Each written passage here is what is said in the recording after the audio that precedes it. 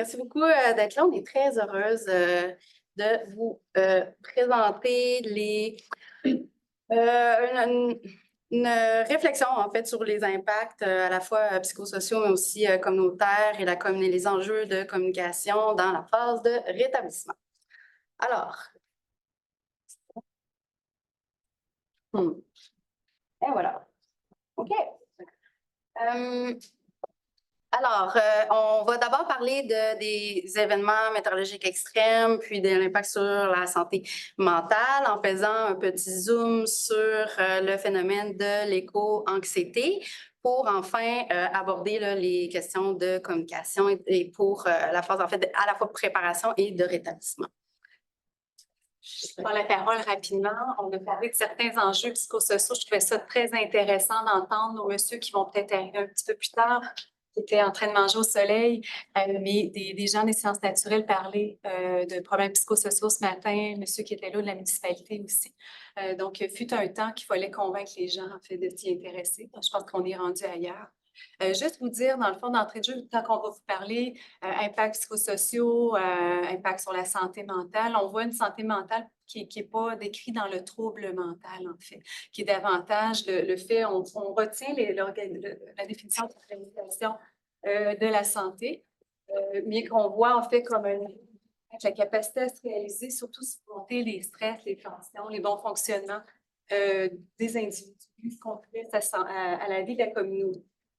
Mentionnais, c'est pas vraiment, même si on a des indicateurs souvent qui sont axés sur le trouble mental, on vous parle de santé, puis vous allez comprendre aussi que c'est intimement relié à la capacité à se rétablir également, puis à réduire sa vulnérabilité.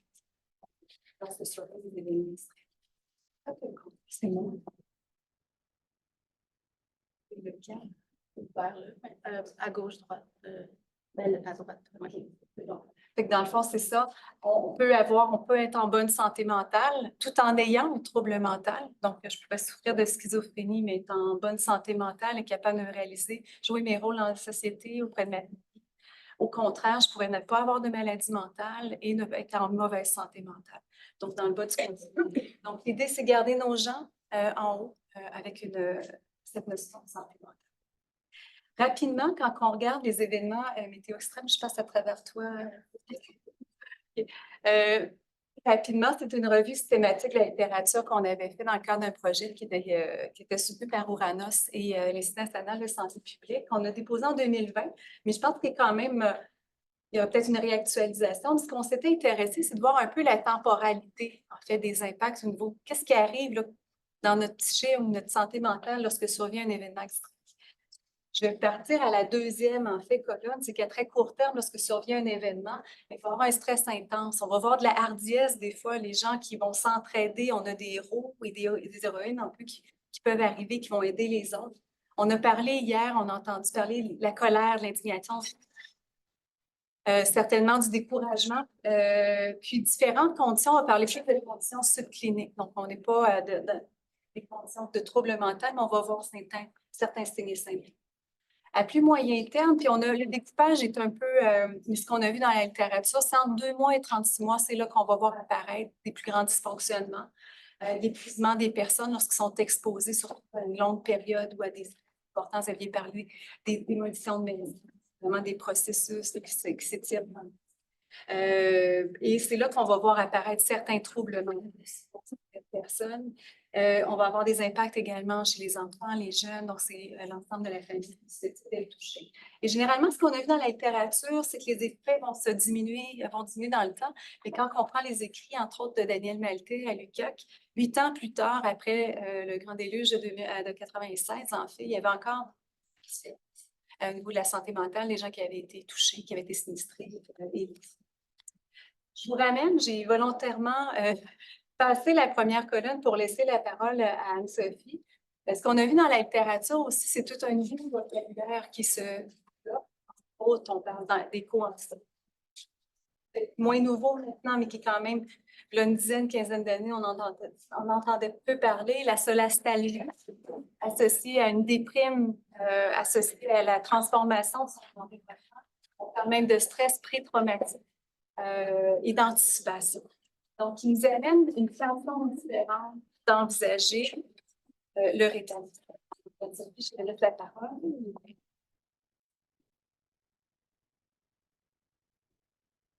Alors, pour le petit zoom sur l'éco-anxiété, en fait, c'est le cœur d'un des mes axes de recherche. Je co-dirige le groupe interdisciplinaire de recherche sur l'éco-anxiété et l'engagement citoyen avec une collègue de l'INSPQ. Et donc, je vais vous montrer un peu quelques résultats de recherche. Puis je vais faire des liens, vous allez voir, là, avec la phase de rétablissement et la communication. Donc, l'éco-anxiété, c'est quoi? Ben, c'est une peur chronique et existentielle de la ruine de notre civilisation qui est elle-même liée à la catastrophe écologique. Catastrophe qui est perçue et qui est en fait plutôt incertaine, peu contrôlable, difficile à prédire exactement l'impact. Même si on en sait une éco-anxiété qui semble effectivement être de plus en plus présente dans la société en général. Une éco-anxiété, en fait, qui souvent qu'on nomme en fait comme un impact indirect, voire linéaire des changements climatiques, c'est-à-dire que on n'est pas obligé de vivre un événement météorologique extrême pour ressentir de l'éco-anxiété. Donc, par les médias, par la couverture médiatique, par les discours sociaux, les échanges, etc. Mais on peut vivre cette détresse-là. La question, en fait, qu'on s'est posée en partie avec Mélissa Généreux, en fait, qui a mené une grande étude populationnelle là, sur plus de 11 000 participants, qui s'est intéressé aux enjeux d'éco-anxiété, santé mentale pendant la COVID. On s'est demandé, en fait, est-ce que l'éco-anxiété peut aussi être un effet plus direct du fait de vivre, d'expérimenter, d'avoir vécu un sinistre. Donc, est-ce que ça pourrait venir aussi dans les conséquences post-sinistre? Au niveau de la littérature scientifique, en fait, les résultats pour l'instant sont ambivalents, c'est-à-dire qu'il y a des recherches qui montrent que oui, effectivement, plus les gens vont vivre des événements météorologiques extrêmes et de forte ampleur, bien, plus ils vont rapporter vivre de la détresse psychologique, différentes émotions, mais aussi dont l'éco-anxiété. Il y a d'autres recherches qui, à l'heure actuelle, n'ont pas de lien. Je pense à une étude qui a regardé le nombre de fois qu'une personne a été inondée, puis il ne voyait pas de lien statistique avec l'éco-anxiété. D'autres types de détresse, oui, mais pas l'éco-anxiété. Donc, les résultats, pour l'instant, c'est une recherche en cours. Hein. On commence à se poser, à se demander qu'est-ce qui fait, dans quel contexte et pour qui le fait de vivre dans des événements météorologiques extrêmes va susciter de l'éco-anxiété. Dans l'étude de Mélissa Généreux dont je vous ai parlé, en fait, ce qu'on a trouvé, c'était un facteur qui vient médier, du moins partiellement, le lien entre les EME et l'éco-anxiété, c'est la perception de menaces climatiques. C'est-à-dire que pour certaines personnes, le fait d'avoir vécu un sinistre comme ça va être un déclencheur d'une prise de conscience plus grande en disant « Hey, bien, ça rentre dans un contexte de changement climatique où je me sens plus à risque, moi, personnellement, et ma famille. » La perception de menace, là, on l'a mesuré à l'échelle individuelle et familiale. Donc, ça peut, dans certains cas, augmenter, donc favoriser la prise de conscience et donc susciter de l'éco-anxiété. Pourquoi je vous en parle? Bien, parce que l'éco-anxiété a des impacts, il peut avoir des impacts négatifs sur la santé mentale et aussi sur les comportements, soit en termes d'atténuation ou d'adaptation. Comment ça a un impact sur la santé mentale? En fait, on peut parler d'intensité de l'éco-anxiété. Donc, la recherche montre que plus l'intensité de notre détresse est grande, plus ça va impacter différents indicateurs de santé mentale. On parlait de santé là, dans une forme de bien-être général. Donc, ça va nous empêcher aussi de trouver une satisfaction de vie, de nous épanouir. Ça va nuire à nos relations interpersonnelles, etc. Il faut dire que la plupart des gens qui rapportent de l'éco-anxiété vont être dans une éco-anxiété plutôt modérée, normale. C'est valide de ressentir de l'éco-anxiété face à une menace réelle qui, elle, est anormale. Mais ça peut glisser vers un profil un peu plus clinique où la personne va avoir divers dysfonctionnements, en fait, va avoir de la misère à fonctionner à tous les jours de par leur éco-anxiété. Donc, l'intensité qui joue, mais il y a aussi les dimensions, donc une approche qualitative de l'éco-anxiété. C'est-à-dire on ne va pas toute la vivre de la même façon. On peut la vivre au niveau des affects, des émotions ressenties. On peut la vivre au niveau des cognitions. Là, ça va être davantage dans notre tête, nos préoccupations. Ça va être des pensées envahissantes qui vont rester là. Ça peut amener des dysfonctionnements comportementaux et sociaux, mais avoir de la misère à dormir, à apprécier les relations interpersonnelles, à juste s'amuser.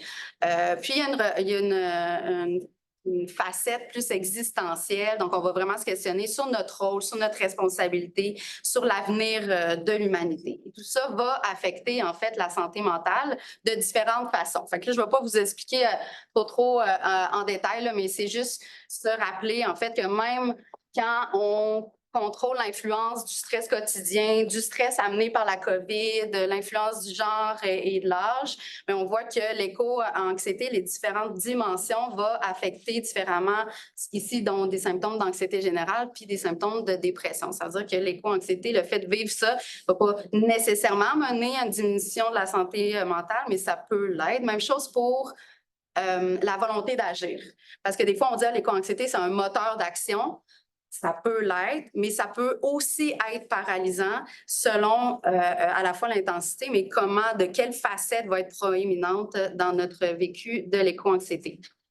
Pourquoi je vous dis ça, en fait, c'est qu'est-ce qu'il faut retenir ici de mon petit zoom sur l'éco-anxiété, c'est en fait, il y a divers impacts, comme Lily a montré, là, sur la santé mentale là, liée aux événements météorologiques extrêmes. L'éco-anxiété en fait partie. Et en fait, vient s'additionner à une détresse déjà très présente, saillante, importante suite au sinistre. Et donc, il faut aussi en prendre en compte dans la communication. Voilà.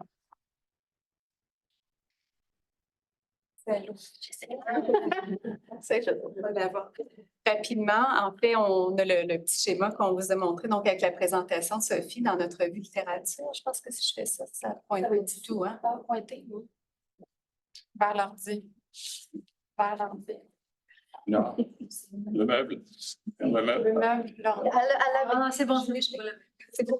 On a le tableau qu'on vous a montré tantôt. Dans la revue littérature, on avait mis l'éco-anxiété, en fait, en amont des événements. Ici, dans le fond, c'est qu'est-ce qui vient déterminer les impacts, la force des impacts sur la santé mentale, puis également le type de réponse qu'on va donner. C'est une revue littérature de l'équipe de Aceberry et Ibai, en fait, Santé Canada. Et on a les différents déterminants socio-environnementaux, les aléas, mais je porte votre attention sur les facteurs d'influence. Puis avec ce que tu nous présentes, Anne-Sophie, moi, je pense que dans les nouveaux modèles, l'éco-anxiété va peut-être falloir la mettre dans les facteurs d'influence. Ce qu'on nous dit aussi, c'est qu'il y a différents éléments. Ce qu'on va porter attention aujourd'hui en lien avec le thème du colloque, c'est vraiment la communication, de la sensibilisation et de la préparation. Je vous rassure, on ne perd pas de vue le rétablissement, on va y arriver. Donc, ce qu'on dit, les bonnes pratiques en matière de préparation, si on regarde en termes psychosociaux, on a entendu de connaître le risque d'abord est une condition essentielle. Yannick nous a un petit peu démoli le concept de la trousse 72 heures.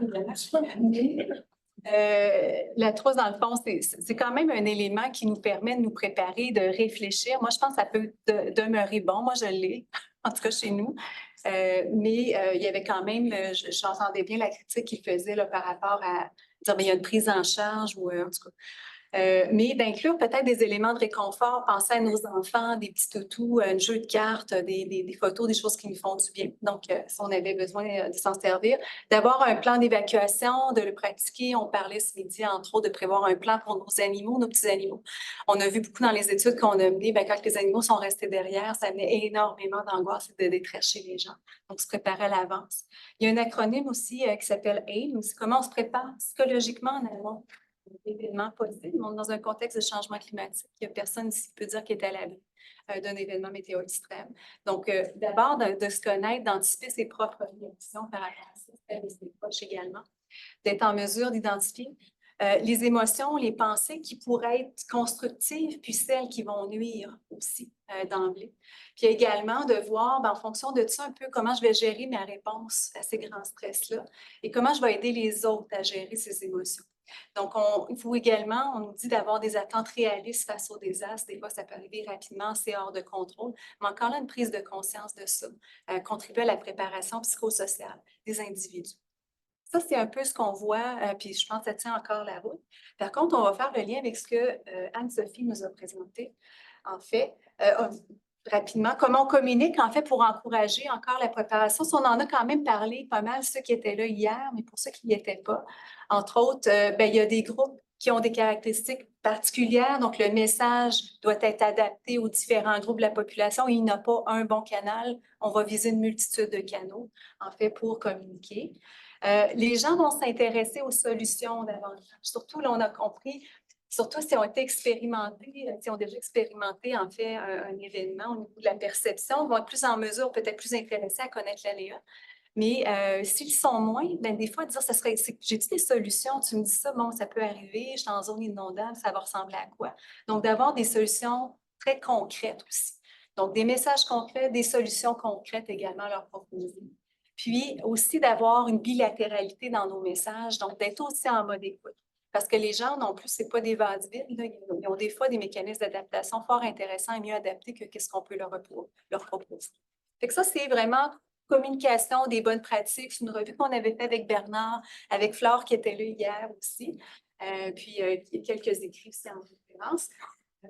C'est là. Ça aussi, on se les fait démolir hier par M. Guindon, donc, où on a traditionnellement la préparation, l'intervention, le rétablissement et la prévention. On a fait une revue des écrits pour les meilleures pratiques en termes de rétablissement psychosocial. Et ce qu'on s'est rendu compte rapidement, c'est un petit peu une aberration d'avoir la prévention un peu enclavée, en fait, dans ces cycles-là. Donc, là. Oups, ça bougeait un petit peu, je m'excuse, les petits écrits, là. Bon, on a le rétablissement, puis on a triché, on a sauté la prévention. En fait, on a enlevé la prévention pour finalement l'ajouter. Bon, là, on ne voit pas en haut, c'est la prévention. On devrait toujours être en mode prévention. Ce qu'on a vu en santé mentale, c'est pas on va tomber à un moment donné en prévention, puis là, on va être en phase d'intervention ou en rétablissement. Mais en prévention, ce qu'on voit, c'est toute la protection du réseau social, les approches de pleine conscience, le temps de l'attachement au territoire, le fait de s'engager aussi positivement par rapport à des actions environnementales, c'est des éléments de prévention, en fait, qui peuvent bien protéger tout le long de ce cycle de rétablissement, préparation, intervention. Et si, ça bouge un point, on le change. Ah oui, bon, c'est pas grave. Vous voyez, le petit mot bouger. Dans le fond, si on a un bon rétablissement également, c'est que ça peut contribuer à la résilience. Rétablissement, c'est qu'on va rechercher à revenir à un état similaire, qui peut être un peu transformé de ce qu'on avait précédemment. Je ne passe pas à travers tout ça, mais c'est un peu ce qu'on a recréé. Cette trousse-là est en ligne. Je vais vous donner un QR si vous êtes intéressé, mais on le voit un petit peu mieux ici. Donc, on a la prévention un peu tout autour avec les bonnes pratiques actuellement. Ça a été validé. On a vu au niveau de la littérature ce qui était recommandé, puis on a fait valider par une trentaine d'experts au Québec ici, de différents milieux. On avait des gens de la collectivité aussi qui ont regardé ça, mais psychiatres, psychologues, travailleurs sociaux. On avait différents experts qui ont regardé. Et ce qu'on a retenu, en fait, c'est plusieurs actions au niveau du rétablissement. Puis, je porte votre attention, le rétablissement, en fait, se poursuit dans la préparation. Donc, on voit de plus en plus, puis entre autres avec le phénomène aussi d'éco-anxiété, de se préparer, de vraiment relier, de se rétablir en préparation. Donc, on voit, je vais vous présenter quelques éléments au niveau de la communication du risque. Je pourrais vous le montrer à la fin si jamais vous êtes intéressé. La trousse, elle est disponible en ligne. On vient l'envisager. Je vous fais rapidement le dernier topo. Rétablissement et préparation, parce qu'on les traite ensemble, des personnes et des familles. Les bonnes recommandations, c'est que lorsque la préparation s'entre dans la phase de rétablissement, ça donne du sens à l'expérience pour les gens, ça permet de partager des apprentissages, ça développe des compétences et du pouvoir d'agir chez les gens. Cette phase-là, toutefois, parfois, c'est de l'anticipation, comme tu nous présentais, Anne-Sophie. Les stress peuvent être ancrés aussi dans des consciences d'enjeux globaux, comme tu nous présentais avec l'éco-anxiété. Je vais finir avec celle-là, si c'est correct. Tu voulais-tu en parler? Ben oui, mais en fait, mais c'est ça. En fait, c'est que c'est lié. Puis on revenait aussi à l'idée plus hier que ben, c'est pas une fois, c'est pas un événement. Ce type d'événement-là se multiplie. Tout le monde est à risque et c'est lié dans une prise de conscience de ben, il y a un contexte de bouleversement à la fois climatique, d'autres problématiques environnementales, des bouleversements sociaux également, même à l'échelle planétaire. Et cette prise de conscience-là ben, amène une détresse supplémentaire qui peut amener une perte de sens, une peur de l'avenir, une difficulté de se projeter de façon positive dans l'avenir. Et je pense notamment aux jeunes et aux jeunes adultes qui, cette crainte de l'avenir-là est très saillante. En fait, je pense à une étude là, faite sur 10 000 jeunes dans 10 pays différents, puis à peu près 75 des jeunes de 16 à 25 ans qui ont dit que l'avenir était effrayant et qui se sentaient un peu moindre, un pourcentage un peu moindre, mais abandonnés par les générations d'avant et les décideurs et tout, on pourra y revenir. Donc, c'est quand même, c'est une sphère de plus qui s'ajoute à la détresse. Voilà. Il me reste 2 petits diapos, je passe à travers toi le signal. Donc, on a la préparation des personnes, des familles. Au niveau des communautés, en fait, qui peut être fait au niveau local, au niveau municipal, c'est développer des plans de rétablissement en amont des événements. Que ce soit par rapport à des événements météo extrêmes ou des mesures d'adaptation au changement climatique. Ce qu'on a moins en tête en sécurité civile, mais les impacts peuvent être aussi pires. Je regarde les 3 filles en arrière. Vous êtes convaincus d'avoir ces mesures d'adaptation-là, de se retrouver du jour au lendemain en zone inondable, puis amener des stress. De reconnaître les initiatives qui sont structurantes et déstructurantes aussi à l'échelle de la communauté, dans notre milieu, pour faire face puis composer avec le rétablissement. Profiter du rétablissement, en fait, pour documenter aussi, rendre accessibles les apprentissages qui ont été réalisés pour mieux s'en remettre par la suite. Tenir compte des visions citoyennes, s'assurer d'une représentativité des différents groupes. Mettre à jour les plans de sécurité civile en intégrant les éléments psychosociaux, puis bien vulgariser, mais sans infantiliser. Les gens sont quand même très connaissants. Oh. Je termine avec celle-ci. Les instances régionales, instances nationales, qu'est-ce qu'ils peuvent faire au niveau du rétablissement, en fait, et le lien avec la préparation. Entre autres, c'est de s'assurer que les mesures de rétablissement sont présentes pour une période suffisante. Il y a vraiment un décalage entre le rétablissement en sécurité civile et le rétablissement des collectivités et des individus. D'imposer, d'appliquer des flexibilités dans les recommandations. Ce matin, Bernard, sont partis les médias quand on est en rétablissement des personnes. Ils sont plus là, il n'y a plus d'attention sur les gens, sont un peu laissés à eux-mêmes. Et Mme Croix-Rouge est partie, mais la Croix-Rouge aussi est partie. C'est sur les ressources locales. Bien documenter les contextes pour agir en matière d'adaptation également. Comprendre les changements structuraux, les acteurs qui sont en place. Il y a des structures qui ont été brassées au fil des années aussi, puis qui est là. Et de reconnaître la capacité des acteurs décisionnels au niveau de la communication, de bien comprendre également ces acteurs. Je suis désolée, Manuel, on n'avait pas ça, merci beaucoup. Merci.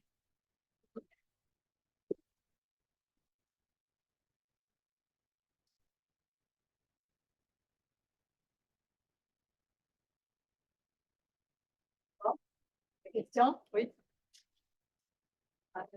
Oui.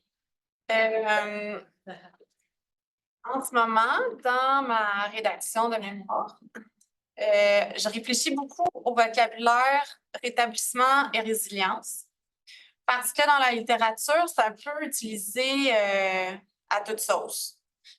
Puis en anglais, recovery puis resilience, puis des fois, ils vont dire process of recovery, mais ils vont dire resilience comme si c'était un état, alors que, en tout cas, je suis dans la posture que ce ne l'est pas. J'aimerais bien vous entendre sur vous. C'est quoi la différence pour vous entre un processus de rétablissement et un processus de résilience? Oui. Le processus de rétablissement, pour moi, c'est le bon terme. Parce que c'est effectivement, je pense qu'il y a un cheminement qui se fait par les personnes. Pour moi, la résilience, c'est une compétence présente ou à développer, qui peut se perfectionner. Donc, je le vois plus comme ça. Une compétence à faire face, éventuellement. Il y en a qui, plus naturellement, vont l'avoir pour toutes sortes de raisons, d'où on vient, de ce qu'on a vécu auparavant dans la jeunesse. Mais c'est comme ça, je l'ai dit rapidement. Il y a différentes définitions, conceptualisation, en fait, puis il y en a qui intègrent cette compétence-là à faire face. Il y en a, puis tu sais, ça dépend on parlait des silos disciplinaires aussi, en psycho, tu sais, la résilience psychologique, c'est une chose. Souvent aussi, parce que en psychopositive, par exemple, avant, on disait la résilience, c'est un peu la capacité à faire face, mais à revenir, à rester dans un niveau d'équilibre, de fonctionnement. Alors que le thriving, c'est comment on peut continuer à croître, s'épanouir, apprendre des événements stressants, etc., pour se transformer individuellement, mais ça se voit aussi à l'échelle communautaire, pour ne pas revenir à l'état d'avant, mais au contraire, un peu dans le build back better, là, mais c'est au niveau individuel aussi. Et donc, il y en a des perspectives de résilience qui intègrent cette notion de thriving, de croissance également, individuelle et collective. Dans le fond, la résilience, je pense que c'est associé plus à la capacité, c'est comme une notion d'apprentissage, en fait. Il y en a que c'est ça. Dans certaines typologies de conceptualisation de résilience, il y a ça. Fait qu'il y a la capacité à s'adapter, la capacité à faire face, à prévoir, à planifier, puis à rebondir. Donc, ça se décline. J'ai pas la slide pour ça, mais c'est Je ne pense pas qu'on part de zéro de la résilience, qu'on a besoin de vivre des impacts pour en développer. Non plus. Ça fait qu'on peut l'accroître, possiblement, à différents niveaux dépendamment. Je pense qu'on dit la même chose. Ouais. Oui, ça se rejoint. Dans des mots disciplinaires différents. Partager une psychologie. partager une référence. Merci. Julie Mode. Il y avait Madame ici, puis après Julie Mode. J'aimerais plus me pencher concernant l'anxiété. Par exemple, pour un riverain ou des riverains, par exemple, qui se voient récurremment inondés et tout, c'est clair que le niveau d'anxiété sera plus élevé. Mais est-ce que pour une personne qui est exposée à l'aléa, qui ne l'a jamais connu ou bien quoi que ce soit, est-ce que ce dernier ici connaît un trouble mental et quelle est l'approche à utiliser justement vis-à-vis de cette personne-là pour communiquer avec lui vis-à-vis de l'aléa et tout, pour réduire justement cette anxiété-là? Quelqu'un qui aurait déjà un trouble anxieux? Oui. Un référent ou quelqu'un qui a déjà des troubles. Qui a déjà un trouble anxieux? Non, quelqu'un qui Quelqu'un qui n'a jamais vécu. qui n'a jamais connu justement, qui n'a jamais subi d'impact vis-à-vis d'un aléa.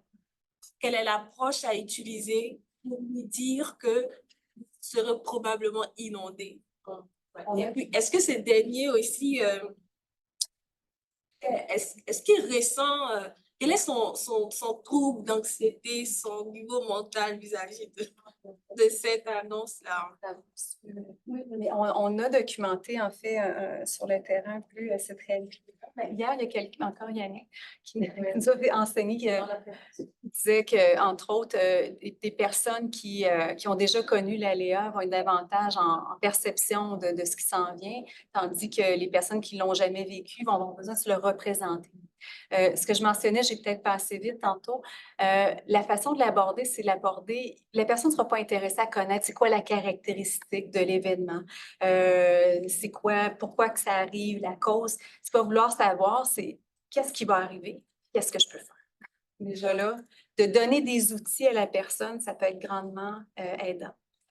Savoir en zone inondable, si on parle des inondations, entre autres, les locataires, les propriétaires n'ont pas l'obligation des arriver. Sont en zone inondable. Donc, il y en a qui réalisent ça, mais vraiment quand la vague est rendue chez eux. Ça, c'est assez dramatique aussi.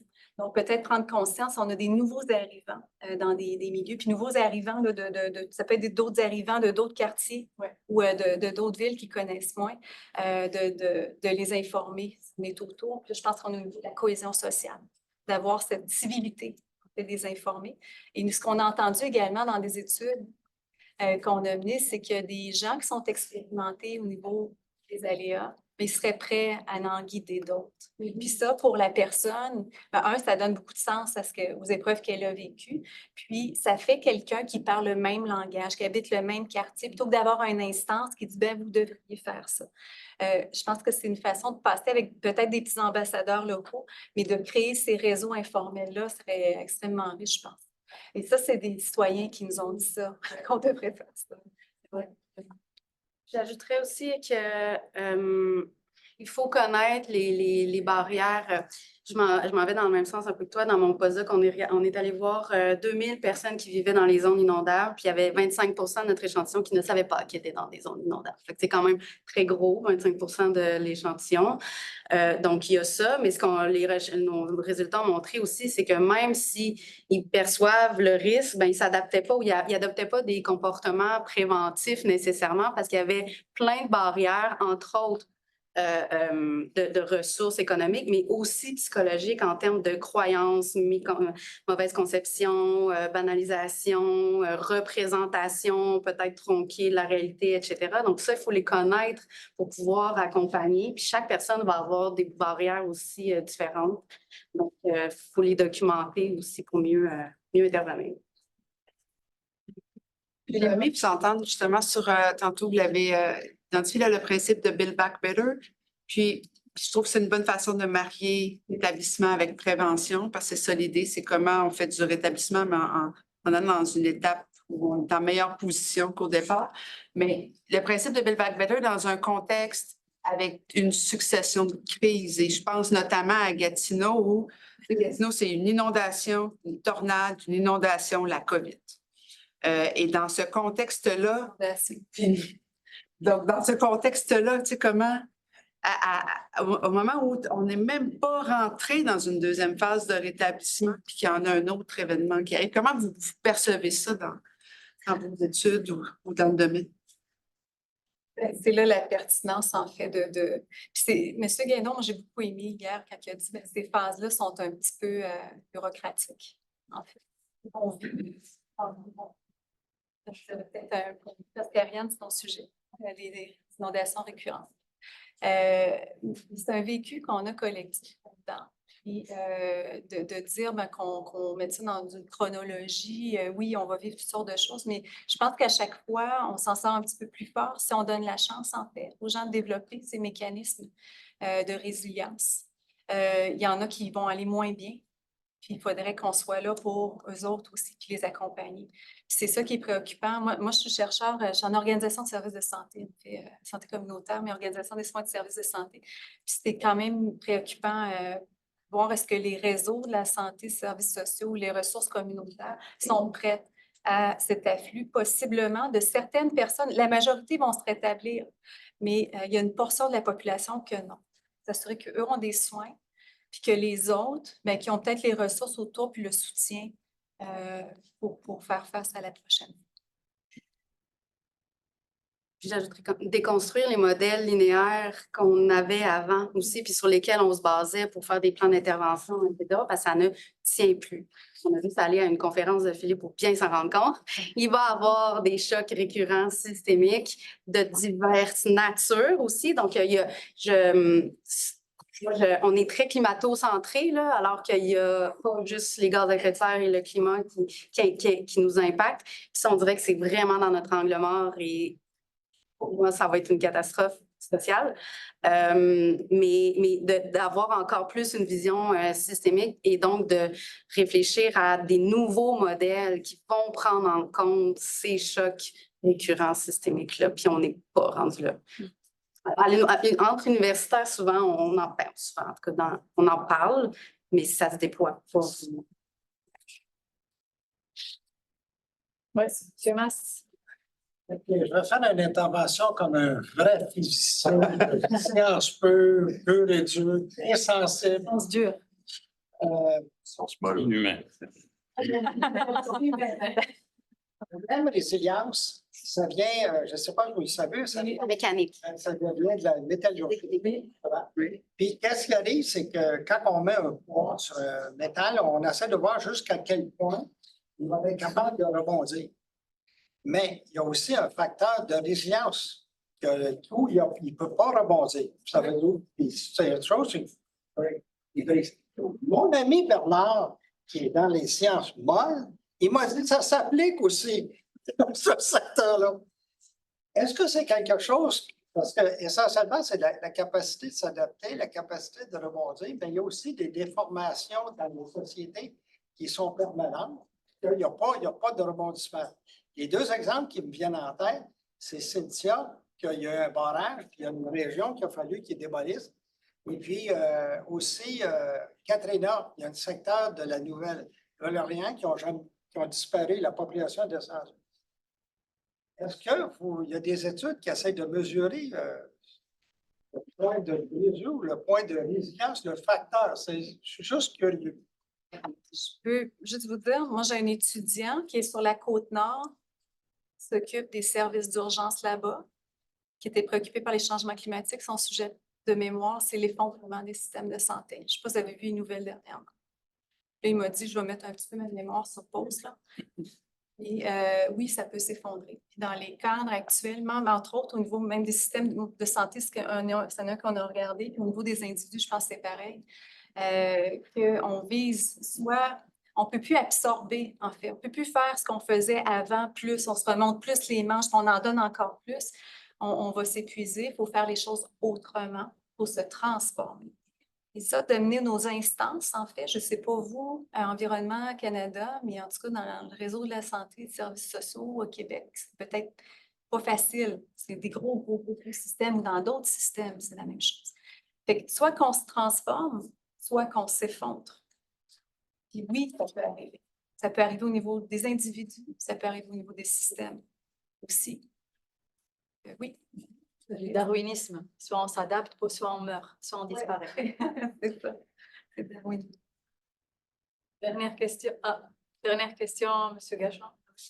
Ben, Je voulais juste rajouter une information. Si je peux. Vite fait, ensuite, Philippe, il va conclure parce que là, on passe à la table ronde dans 3 minutes. Mais par rapport à la résilience des individus, à leur processus de résilience, oui, on peut, comme chercheur, vouloir essayer de documenter sous forme de points de bascule ou en tout cas de facteurs qui favorisent ou qui nuisent, puis ça se fait. Mais il faut aussi prendre en compte, je pense, la perception personnelle des gens par rapport à leur résilience. T'sais, nous, on peut documenter d'un point de vue externe, ben cette personne-là, à cause de tel facteur personnel, environnemental, familial, social, peu importe, et plus à risque d'avoir de la difficulté dans son processus de résilience. Mais en même temps, des fois, quand tu parles avec la personne, finalement, tu as un autre son de cloche, cette personne-là se considère résiliente. Puis à cause de cette perception-là, elle a différentes stratégies qu'elle va mettre en place. Donc, je pense qu'il faut garder en tête aussi que la perception des gens face à leur processus de résilience est quasiment aussi important que les différents facteurs qu'on pourrait emmener pour expliquer le phénomène. Merci, Maria. Philippe? bon, je peux le dire, mais là, je ne peux pas le dire tout à l'heure, mais j'aimerais savoir votre point de vue, parce que tu viens d'en parler. Le système de santé est au bord de la rupture. C'est toutes sortes de choses, même s'ils sont en train d'essayer de réformer. Une des difficultés qu'on a, puis je comprends tout à fait le point du climato-centrisme. En fait, le chaque fois que je parle de ça dans les médias, on me dit, oh, de toute façon, c'est M. Catastrophe qui arrive et qui va nous annoncer encore une nouvelle. Mais la difficulté que moi j'ai, qu'on a dans notre domaine, c'est vrai, dans les alertes météo, c'est d'expliquer aux gens, y compris aux journalistes, sans tomber évidemment dans le catastrophisme, que ce qu'on est en train de vivre, c'est un des changements irréversibles. Et ça touche tellement à chaque individu. On a un fond conservateur. On veut protéger nos enfants, protéger nos parents, protéger notre entourage, nous-mêmes. On ne veut pas que ça change, parce que si ça change, ça nous déstabilise. Mais comment expliquer ça à des gens que ce ne sera plus jamais pareil?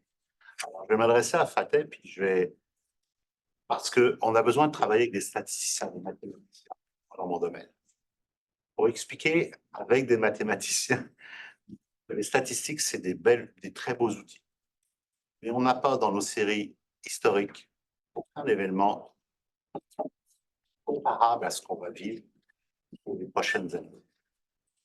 Alors, parfois, les statisticiens, ils peuvent l'expliquer facilement. L'autre jour, j'écoutais un mathématicien là-dessus. Ce qu'on appelle les points de rupture ou les changements de régime, on parle de points de bascule, etc. Chacun a son vocabulaire, mais s'approprier un vocabulaire et terminer là-dessus, on vous entend. Comment faire comprendre aux gens qu'il y a des choses qui sont irréversibles? Ce n'est pas le jour de la marmotte, c'est quelque chose qui va nous emmener ailleurs. Mais cet ailleurs, ça peut être aussi synonyme de mieux. Voilà. Mais parce que c'est pas facile. Moi, je suis pas psychologue, puis des fois, je sors d'interviews, puis je dis, ouh. Puis vraiment, les gens, ils viennent me voir, puis je vous laisse aller parce que Ben là, on n'a plus beaucoup de temps, là. On pourrait en parler longtemps, mais en fait, il faut s'inscrire en rupture avec les discours traditionnels qu'on a en ce moment. Fait qu'il faut refuser les pensées étroites et pour être la rabat-joie de service en disant comme ça marche pas ta façon de fonctionner, tu penses pas de façon systémique, etc. Ça, puis c'est pas tout le monde qui va nous aimer si on fait ça, mais je pense que c'est essentiel de déconstruire ce qu'on prend pour acquis puis ce qui est faux puis qui nous amène vers un mur parce que la manière qu'on va penser et discuter, là, je reviens à la com environnementale, mais la manière qu'on discute, ça, ben, va agir sur notre compréhension des problématiques, sur les décisions qu'on va prendre, sur les solutions qu'on va voir comme pertinentes. Si on ne déconstruit pas, ben, on va dire, ben, voici, c'est ça la solution contre les changements climatiques, par exemple, etc. Puis on va être complètement à côté de la plaque parce qu'on n'aura pas, on ne sera pas retourné à la racine du problème. Ouais. Est-ce que je peux juste ajouter? Oui.